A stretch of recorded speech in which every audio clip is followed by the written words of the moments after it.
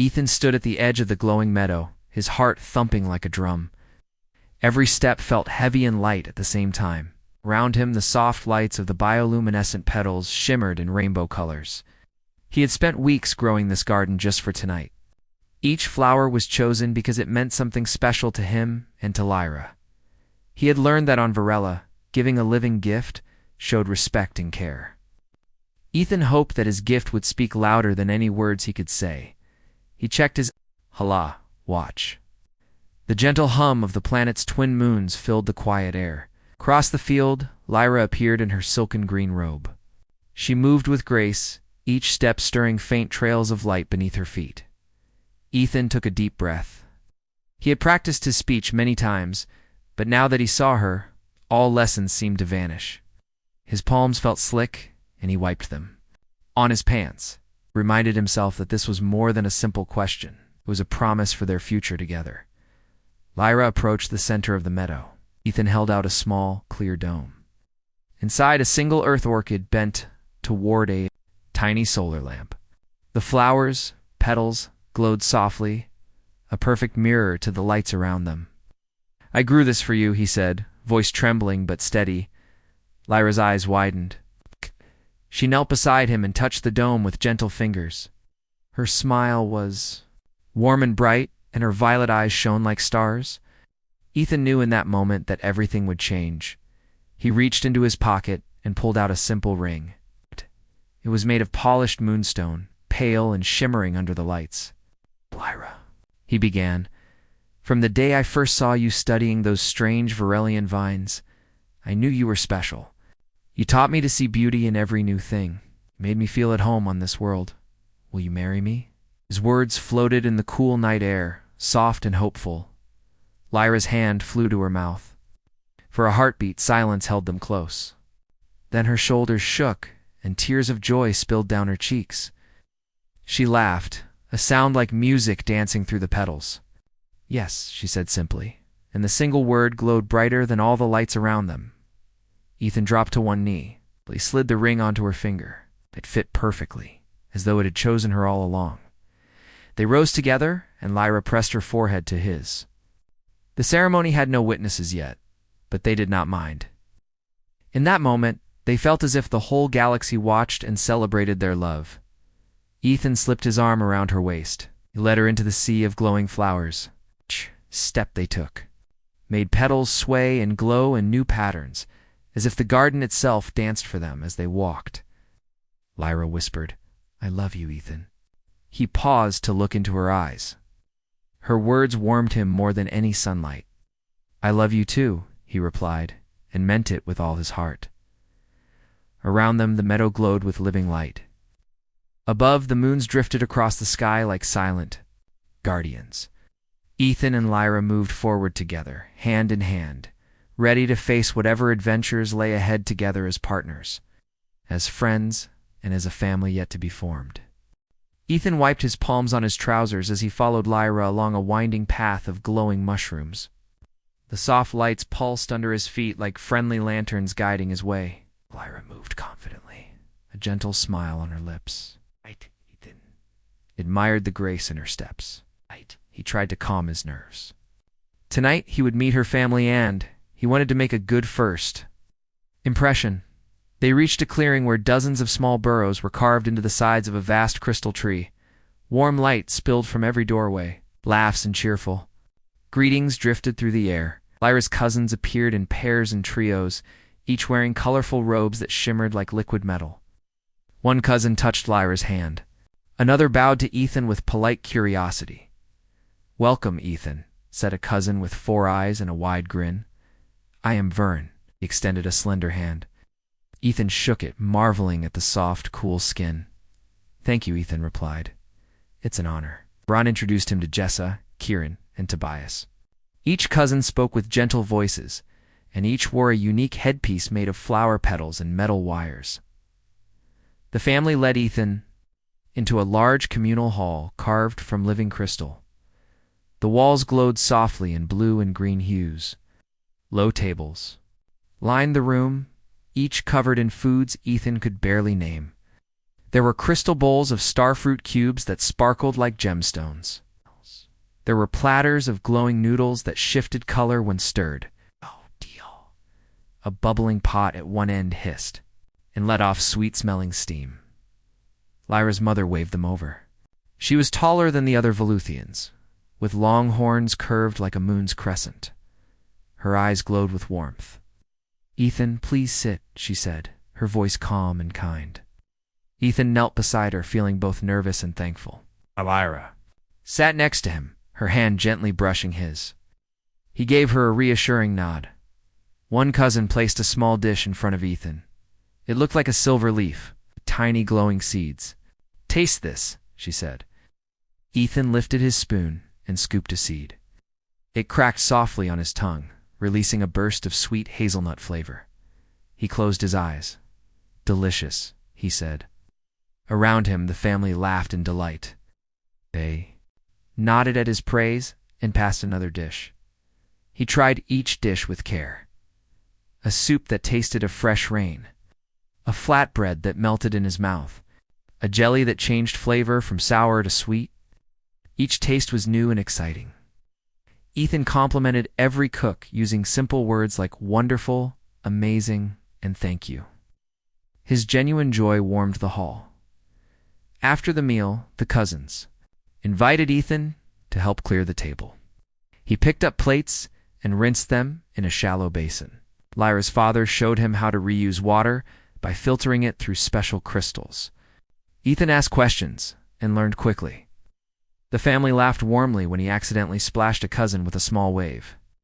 He apologized with a shy smile, and the cousin splashed him back. Laughter echoed through the hall as they finished. Lyra's grandmother tapped a small bell carved from moonstone. "Now, stories," she announced.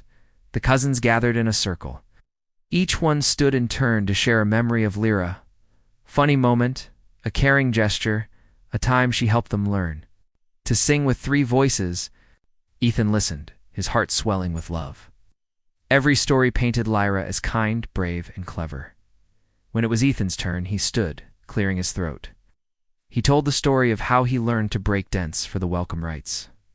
He described his awkward first attempts, his falling onto his back, and how Lyra laughed so joyfully that he tried again.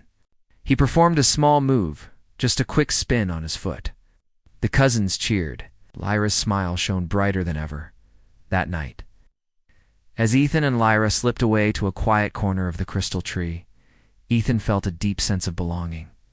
He had met dozens of new family members, tasted strange foods, and shared laughter.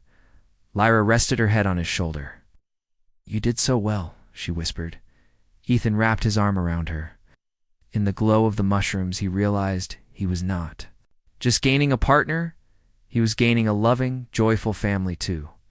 Ethan stood before the grand ceremonial circle, heart thumping softly.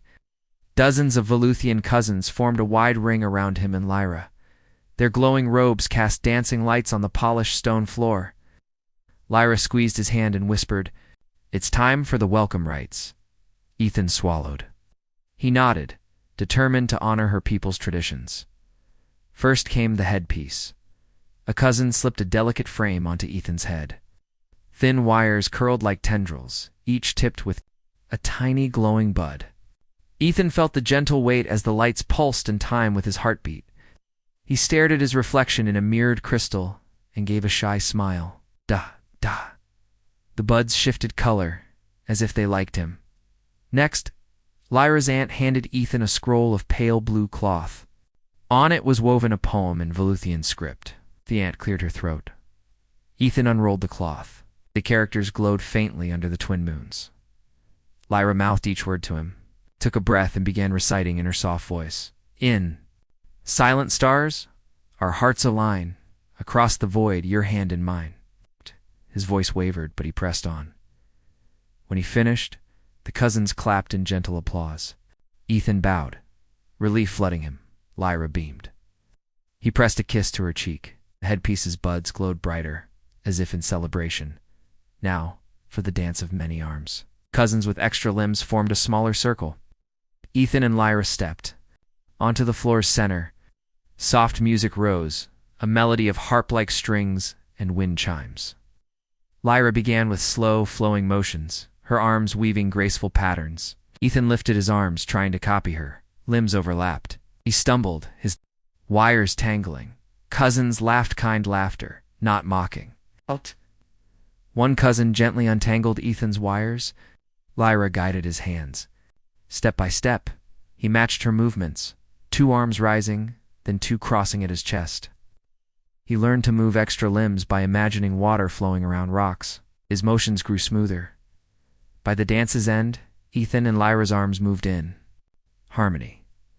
The circle applauded, in soft claps and hums. Ethan felt proud. He bowed again, and Lyra hugged him. The headpiece's buds glowed a warm gold. Later, cousins invited Ethan to try a human dance they had heard about. Breakdance. They cleared a patch of floor. Ethan hesitated, then nodded. He dropped into a crouch, planted his hands, and spun on 1 foot. At first, he wobbled. Then, finding balance, he tilted his body and slid into a low spin. His feet kicked out, sweeping past cousins' extra limbs. They gasped, then cheered. Lyra laughed with delight. Ethan finished with a small pose, 1 knee on the ground, 1 hand raised. The cousins clapped and hummed in approval. Allie rushed forward and hugged him tight. "Your move is amazing," she said, voice soft. That night, his cousins chattered about the new dance. Ethan felt a glow in his chest, stronger than any ceremonial headpiece. He learned that adapting to another culture meant openness, respect, and a dash of humor. Every stumble became a chance to learn. When the festivities ended, cousins guided Ethan and Lyra to a quiet balcony high in the crystal tree. The stars shone low, and gentle breezes carried the scent of alien flowers. Ethan removed the headpiece, letting the wires rest in his hand. Lyra took it and placed it beside him. She rested her head on his shoulder. "You honored our customs." "Beautifully," she said.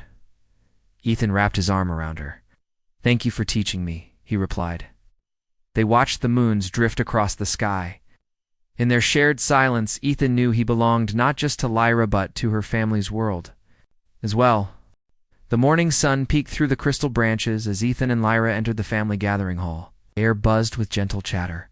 Cousins carried trays covered in vivid silks, each ready for the great gift exchange.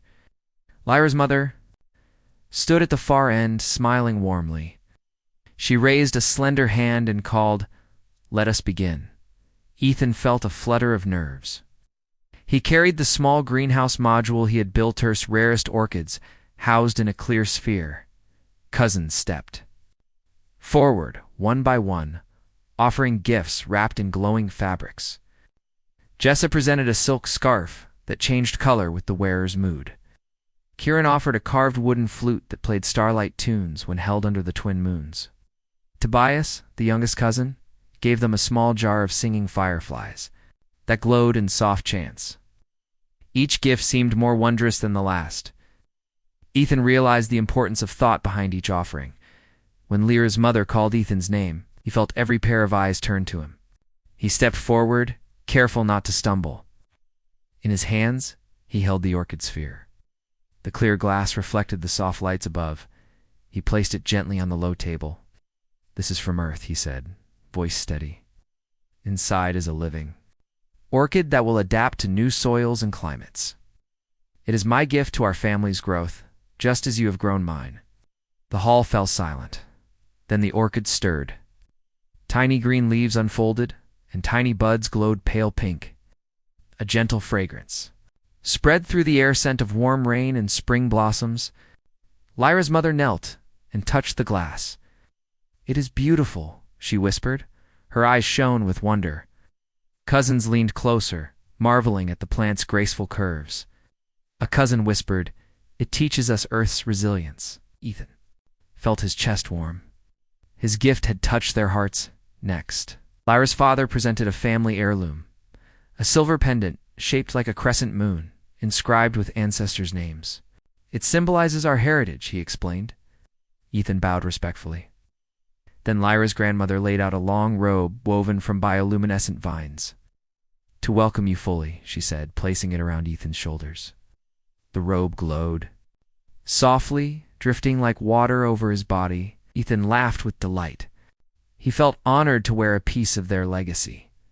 After the exchange, the cousins circled around the orchids. One cousin suggested planting them in the crystal tree's roots to see how they would grow. They carried the sphere outside to a gentle hollow at the tree's base. With Lyra's help, Ethan opened the dome.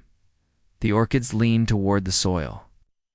The roots shot out thin tendrils that wrapped around crystal fibers. Light pulsed through both tree and plant as they bonded. Cousins cheered softly, moved by the living connection between worlds, as the sun climbed. Lyra and Ethan slipped away to a shaded balcony. From their vantage point, they saw the family gathered around the newly planted orchids. Cousins shared stories of Earth's rainstorms and Veluthia's three-season cycle. Ethan whispered, "Your family is amazing." Lyra smiled, leaning against him. "They love you now," she said. Ethan kissed her forehead. He felt proud and hopeful. The gift exchange had shown him that true gifts are not things alone, but the ties they create.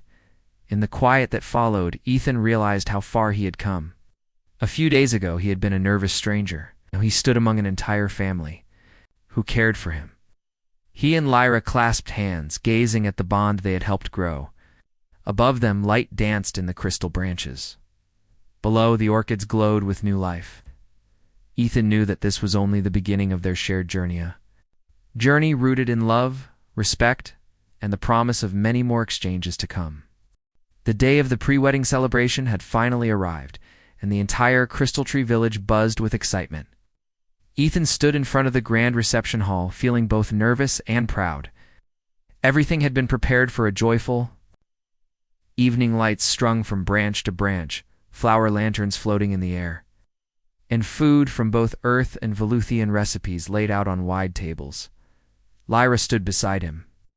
Dressed in a flowing robe that sparkled like morning dew, she looked at Ethan with eyes full of love.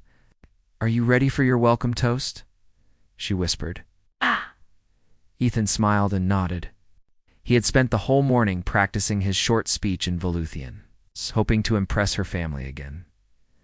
Just as guests began to gather, a soft hum filled the air. At first it was barely noticeable, but then the lights flickered, and the floor under Ethan's feet shifted slightly. Before anyone could ask what was happening, gravity stabilizers in the reception hall gave a soft pop, and everything changed. Suddenly, guests floated gently into the air. Plates, cups, and flower petals lifted like feathers. A cousin gave a surprised laugh as her fruit punch drifted up and gently bounced against the ceiling.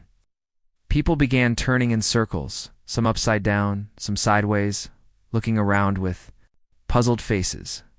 Ethan spun slowly, grabbing onto a hanging light vine.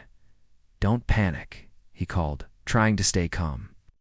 Lyra floated next to him, her hair floating like waves in space. "The stabilizer must have overloaded," she said. "Can you fix it?" Ethan's mind shifted into problem-solving mode. "I can try," he replied. He pushed himself gently across the room, toward the small control panel on the wall. Floating in zero gravity wasn't easy. Every push sent him spinning. At one point, he bumped into a cake tray, sending cupcakes floating in every direction. A few cousins clapped and laughed, thinking it was part of the entertainment. Finally, Ethan reached the panel. He opened the cover, exposing glowing wires and delicate connectors. He pulled a small toolkit from his belt, thankfully. He had carried it just in case. As he inspected the circuits, he realized one of the energy crystals had cracked. "Need a stabilizing shard," he muttered. One of the younger cousins floated over, holding a glowing spoon. "Would this help?" she asked sweetly. Ethan blinked. The spoon had a small crystal at its end, the same kind used in the stabilizer. "Perfect," he said. "Thank you." With careful fingers, he removed the cracked crystal and replaced it with the one from the spoon. Then he gently reconnected the wires and held his breath. A soft hum returned to the panel.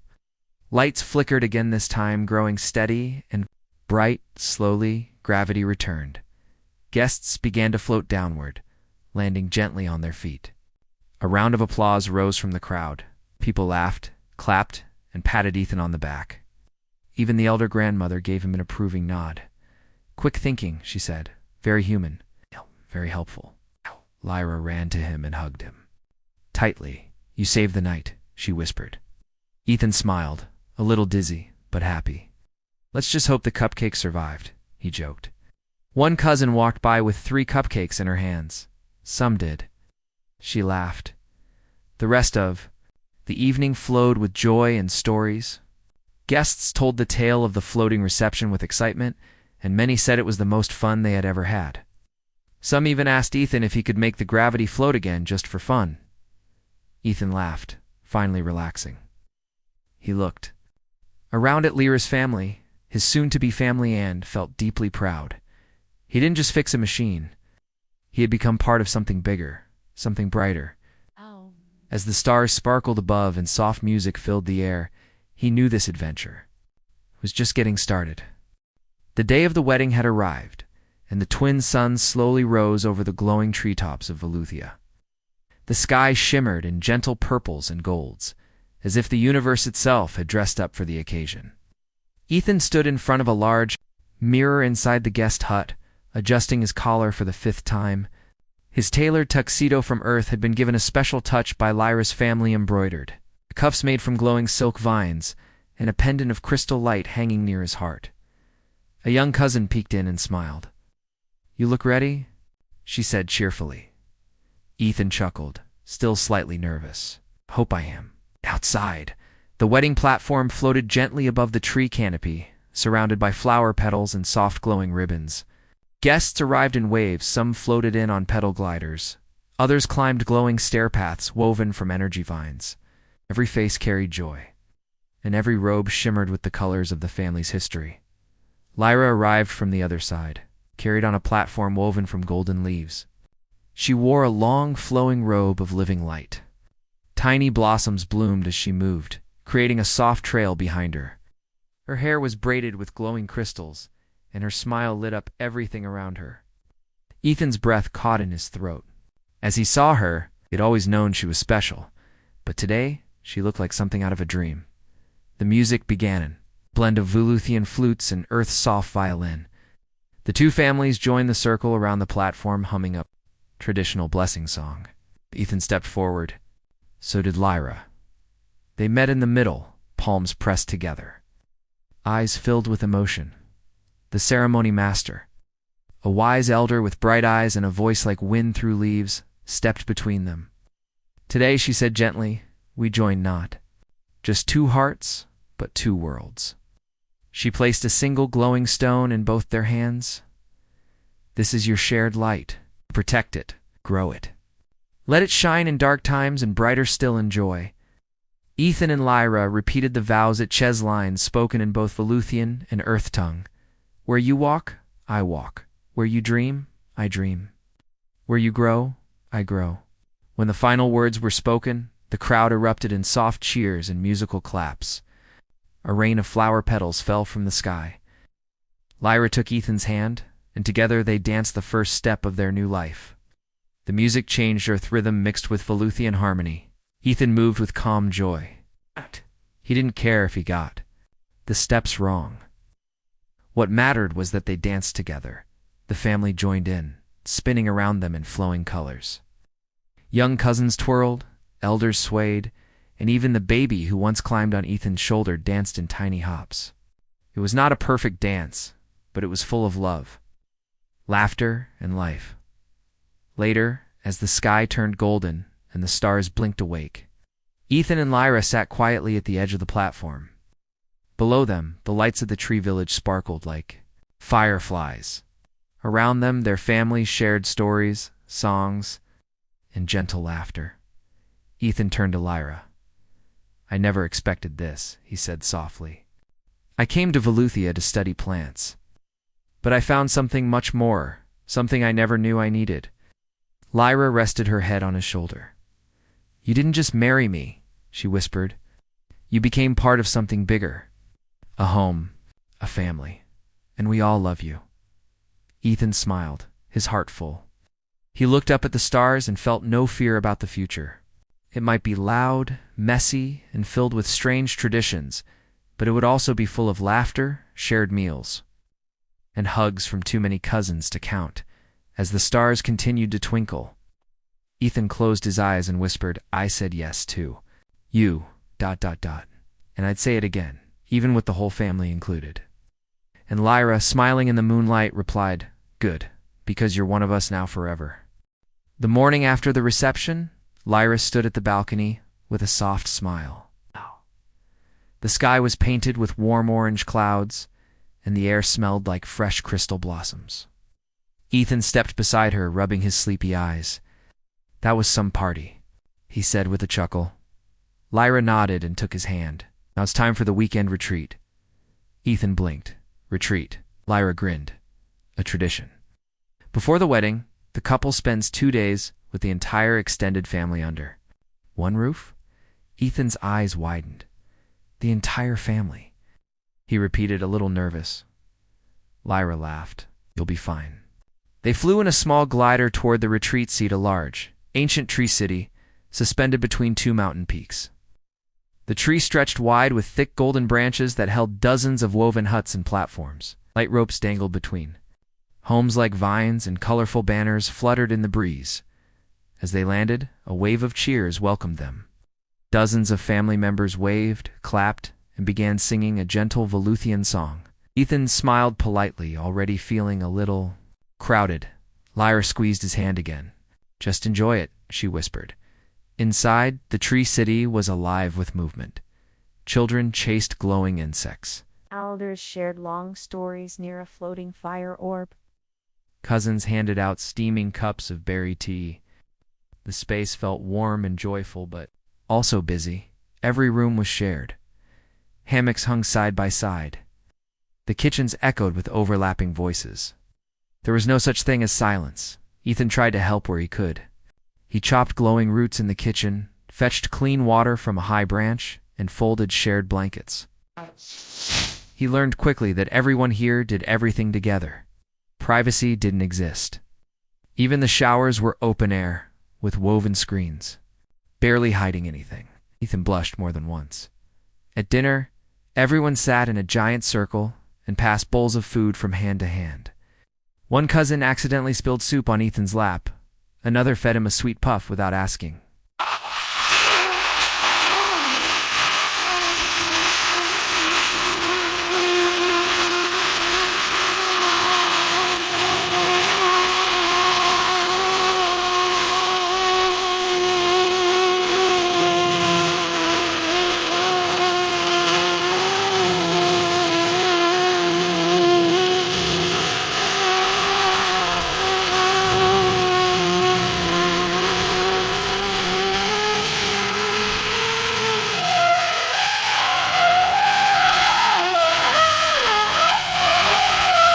Cousin climbed onto his shoulder mid-meal and refused to get down.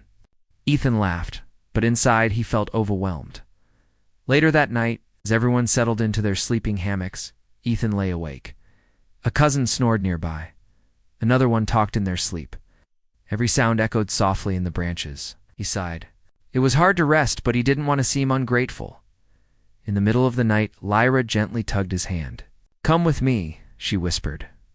They climbed quietly through the branches to a small, hidden platform above the tree. The wind was cool and gentle. Stars spread across the sky like silver dust. Lyra laid out a soft mat and sat beside him. "Much?" she asked softly. Ethan nodded. "A little. I'm not used to all this." Lyra leaned her head on his shoulder. "I know. My family can be a lot. We grow close by living close. It's our way. But it's okay to feel out of place." Ethan looked at her. "Do you really think I can fit into this world?" he asked. She took his hand. "You already have. Not by changing yourself, but by trying. You listen, you help, and you care. That's what matters to them." Ethan looked up at the stars, then at Lyra's calm eyes. "I do care," he whispered. "About them, about you." She smiled and leaned closer. "Then you'll do just fine." They sat in silence, wrapped in the soft hum of the night tree. In that moment, Ethan felt peace. The retreat had challenged him, but it also taught him the heart of Lyra's people connection, patience and joy in simple things. As dawn slowly brightened the sky, Ethan and Lyra returned to the sleeping branches, climbed into his hammock with a quiet heart. Oh, this was more than just a visit. It was his new beginning, life-filled, with noise, kindness, and a family that had already made space for him.